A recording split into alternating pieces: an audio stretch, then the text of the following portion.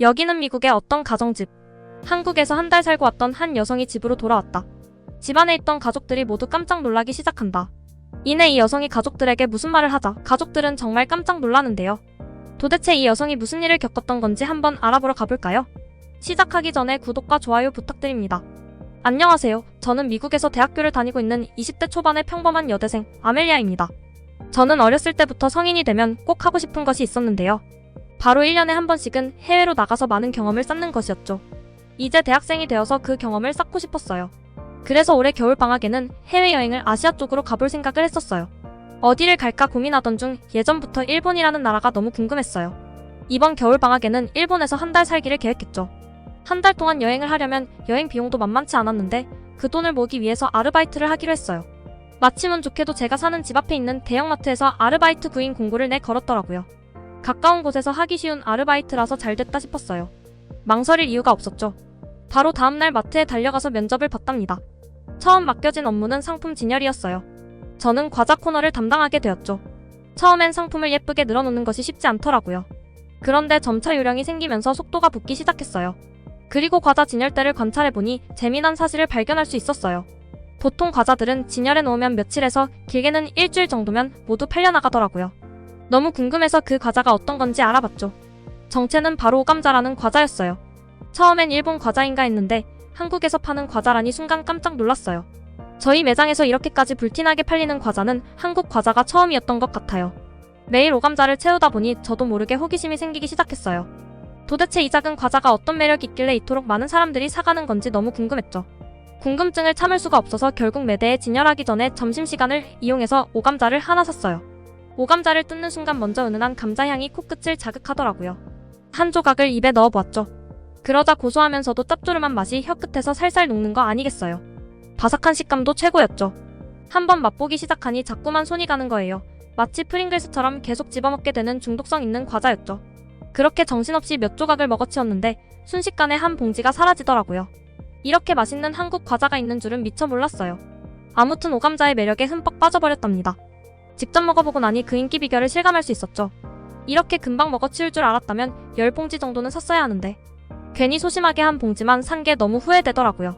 다음날 저는 마트에 도착해서 과자 창고로 향하는데 뜻밖의 광경을 목격했어요. 시식 코너에서 일하는 한 아시아계 알바생이 있었는데 그 알바생이 아무렇지도 않게 시식용 시리얼을 자기 입속으로 털어넣고 있는 거 아니겠어요? 손님들이 먹어야 할 음식을 몰래 훔쳐먹다니 정말 이해할 수 없는 짓이었죠. 더 충격적이었던 건 그 행동이 전부가 아니었다는 거예요. 그 알바생은 시리얼 봉지에 동봉된 증정품까지 슬쩍 하고 있었거든요. 하나둘 뜯어내서 자기 가방 안에 쑤셔 담는 모습이 정말 어이가 없더라고요. 그 광경을 지켜보는 내내 할 말을 잃었어요. 하지만 제가 뭐라고 할 처지는 아니었어요. 결국 한숨을 쉬고 고개를 저으며 제 갈 길을 갔죠. 그렇게 어이없던 일은 뒤로 하고 맡은 일에 충실해야겠다 다짐했어요. 그래서 열심히 과자를 옮겨 나르며 진열을 채우기 시작했죠. 그런데 그때 또 어이없는 일이 벌어졌어요. 아까 봤던 바로 그 알바생이 지나가면서 앉아있는 저를 밀치고 지나가는 거 아니겠어요? 그 바람에 저는 땅바닥에 넘어졌고 기분이 나빠서 그 알바생을 쳐다봤어요. 그 알바생은 사과는커녕 저를 째려보며 제가 길을 막아서 넘어질 뻔했다는 둥 횡설수설하는 겁니다. 어이가 없어서 눈만 동그랗게 뜨고 쳐다볼 수밖에 없었죠. 뭐 이런 억지가 다 있나 싶더라고요. 다음날 그 알바생의 정체를 자연스럽게 알게 되었어요. 출근해서 매장을 둘러보는데 어제 그 알바생이 또 눈에 띄었어요. 이번에는 어떤 진상짓을 할까 궁금해서 쳐다보는데 근무 시간인데도 아랑곳하지 않고 휴대폰으로 유튜브를 보면서 깔깔 웃고 있는 게 아니겠어요? 손님 응대는 안중에도 없고 매장 정리는 뒷전인 듯했죠. 제 귀에까지 유튜브 소리가 들리더라고요. 그제야 깨달았죠. 살짝 들어보니 중국어가 들리는 거예요. 그렇게 저는 그 알바생이 중국 출신이라는 것을 알게 되었어요. 예전부터 중국이라면 조금 불편했는데 그 불편함이 현실로 다가온 순간이었죠. 얼마 지나지 않아 매니저님께서 그 알바생을 발견하셨고 일을 하지 않고 노는 모습에 얼굴이 확 구겨지셨어요. 결국 그 자리에서 중국인 알바생은 바로 해고당했고 곧장 짐을 싸서 나가는 것까지 봤답니다. 솔직히 속이 시원하더라고요. 그리고 제가 여행하러 가게 될 나라가 중국이 아니라서 정말 다행이라고 생각했죠. 그 일이 있고 난 다음날 출근하자마자 새로운 일거리가 주어졌어요. 제가 시식 코너를 맡게 된 거였죠. 시식을 담당하는 일이 조금 부담스러웠지만 전날 봤던 그 중국인 알바생처럼 하지 말자고 다짐했어요. 오늘 선보일 제품은 한국 브랜드인 비비고 만두였어요. 처음 해보는 요리라 긴장되기도 했죠.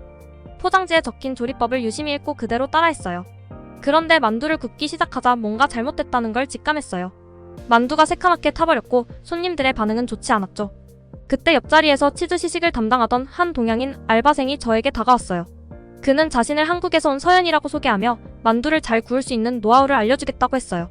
서연이는 식용유를 살짝 두르고 약한 불에서 여러 번 뒤집어가며 굽는 게 포인트라고 했죠. 덕분에 저는 다시 만두를 구웠고 이번에는 겉은 바삭하고 속은 촉촉하게 잘 익었어요. 손님들의 반응도 좋았고 매출도 올랐어요. 그렇게 만두 시식을 성공적으로 마친 저는 서연이에게 감사의 표시로 점심을 사주겠다고 했어요. 서연이는 고마워하며 환하게 웃었고 저도 기분이 좋아졌어요. 저희는 그렇게 햄버거 가게로 향했어요. 서연이는 치즈버거를 시켰고 저는 감자튀김이 곁들여진 세트 메뉴를 골랐죠. 서연이와 마주 앉아 햄버거를 크게 한 입 베어 물었어요. 점심을 먹으며 서연이는 제게 여러 노하우를 알려주기 시작했어요. 어떻게 하면 상품을 더 눈에 띄게 진열할 수 있는지, 유통기한 관리는 어떻게 해야 하는지 같은 실용적인 팁들이었죠. 서연이가 조언해준 대로 해보니 일의 능률이 점점 올라가더라고요. 제가 종종 실수로 상품을 잘못된 곳에 진열하면 서연이가 몰래 와서 알려주곤 했어요. 덕분에 제 실수가 줄어들면서 매니저님께 혼나는 횟수도 줄었답니다. 시간이 흘러 저희는 단순한 직장 동료를 넘어 절친한 사이가 되었어요. 매일 점심을 함께 먹는 건 물론이고 근무가 끝난 후에도 자주 연락하며 안부를 물었죠. 서연이와 있으면 마음이 편안해지고 즐거워졌어요. 어느 날 서연이에게 문자로 뭐하냐고 물어보니 한국 드라마 오징어 게임을 보고 있다고 하면서 정말 재밌으니 꼭 보라고 추천해주더라고요. 그날 저녁 호기심 가득한 마음으로 오징어 게임을 봤어요. 이정재라는 한국 배우가 나오는 넷플릭스 드라마인데 점점 빠져드는 거예요. 한국 드라마가 인기 있다는 말은 들어봤지만 직접 보니 그 이유를 알겠더라고요. 정말 정주행하느라 시간이 어떻게 흘렀는지 몰랐죠. 한국 문화를 새롭게 접하면서 이번 겨울방학에는 일본 대신 한국으로 여행을 가기로 결심했어요. 서연이가 K-팝과 드라마 등 다양한 한국 콘텐츠를 알려줬고 저는 점점 한국 문화에 빠져들었죠. 특히 까르보 불닭볶음면이 너무 맛있어 보여서 먹어보고 싶었지만 품절이 잦아 사지 못했어요. 서연이는 한국에 가면 직접 끓여주겠다고 약속했어요. 그래서 저는 한국 여행을 결심하게 되었죠. 드디어 겨울방학이 되어 저는 서연이와 함께 한국행 비행기에 올랐어요. 인천공항에 도착해서 서연이의 집으로 가기 위해 지하철을 탔는데 한국 지하철은 깨끗하고 최신식이라 깜짝 놀랐어요. 미국 지하철과는 달리 시설이 매우 깔끔하고 편리했어요. 임산부와 노약자 배려석과 겨울철 따뜻한 의자 등 한국 지하철의 편리함에 감탄했죠. 서연이는 한국 지하철이 얼마나 편리한지 자랑스러워하며 설명해줬어요.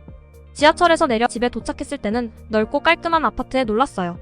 서연이가 집을 소개해줄 때 한국의 가전제품 삼성과 LG 제품들이 가득한 것을 보고 인상 깊었답니다. 서연이는 자랑스럽게 한국 제품의 우수성을 이야기해주었고 저는 한국에 대한 인식이 점점 더 긍정적으로 바뀌었어요. 한참을 서연이네 집 구경에 정신이 팔려있을 때 서연이가 주방에서 뭔가를 준비하고 있었어요. 궁금해서 가봤더니 약속했던 까르보 불닭볶음면을 정성껏 끓이고 있었어요. 한국에 오기 전부터 저에게 꼭 먹어보라고 했던 그 라면을 정말 정성스럽게 준비해줬어요. 면을 젓가락에 돌돌 말아 한 입 먹어봤는데 그 맛은 정말 환상적이었어요. 매콤하면서도 고소한 맛이 입안 가득 퍼지면서 왜 이렇게 인기가 많은지 바로 알겠더라고요.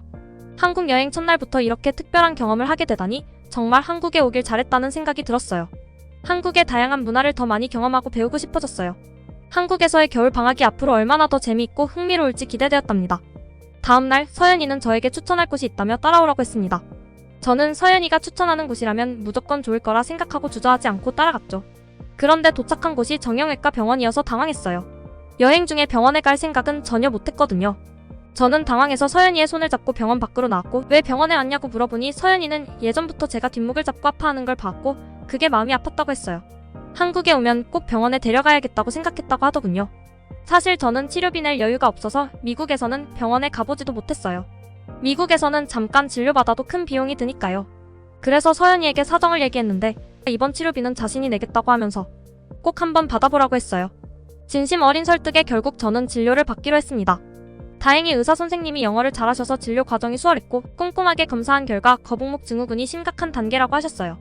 도수치료와 물리치료를 추천해주셨고 그날 1시간 반 동안 치료를 받았는데 처음엔 낯설고 아팠지만 점점 몸이 가벼워지는 느낌이 들었어요.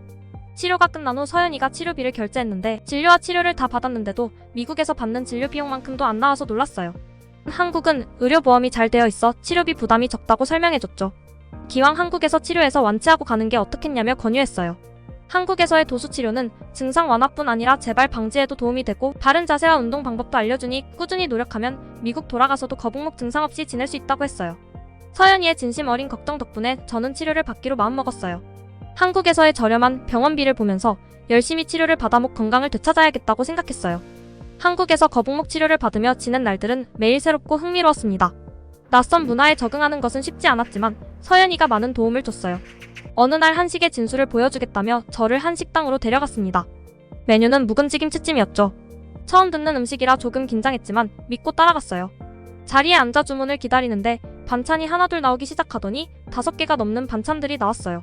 이렇게 많은 음식을 시키면 가격이 비쌀까 걱정했는데 웃으면서 반찬들은 서비스라고 설명해줬어요. 미국에서는 시킨 음식만 테이블에 나오기 때문에 이런 서비스는 정말 충격적이었죠. 반찬을 하나씩 맛보며 놀라고 있는데 메인 요리인 묵은지 김치찜이 나왔어요. 밥 한 숟갈을 뜨자마자 입안 가득 감칠맛이 퍼졌고 국물의 깊은 맛과 묵은지의 새콤한 맛이 어우러져 밥이 술술 넘어갔습니다. 저희는 말없이 음식에 집중하느라 정신이 없었죠. 어느새 식탁 위의 모든 음식들이 깨끗이 비워졌어요. 너무 배불러서 숨이 막힐 지경이었지만 이렇게 맛있는 음식을 남길 수 없었어요. 결국 둘 다 만족스러운 표정으로 젓가락을 내려놓았습니다. 계산하러 가는 친구의 모습을 멍하니 바라보며 이렇게 많은 음식을 먹었으니 팁도 많이 나올까 걱정했어요. 그런데 영수증을 보니 팁이 따로 없는 거예요. 제가 팁을 안 줘도 되냐고 물어보니 한국에는 팁 문화가 없다고 했어요. 메뉴판에 적힌 가격만 내면 된다는 설명에 눈이 휘둥그레졌어요. 팁이 없는 문화가 정말 놀라웠죠. 한국에서 지내면서 겪은 이런 놀라운 경험들이 저를 매일 새롭게 만들었습니다. 또 한 번 놀란 것은 쓰레기를 분리수거하는 모습을 보았을 때였어요. 플라스틱 캔, 종이 등을 분리해서 버리며 이렇게 하면 재활용이 가능하고 환경 보호에 도움이 된다고 설명해줬죠. 한국 사람들의 환경의식에 감탄했습니다. 한 달 동안 성실하게 치료를 받은 덕분에 거북목이 많이 좋아졌어요. 잘 때도 목이 편해져서 푹 잘 수 있었고 통증도 사라졌죠.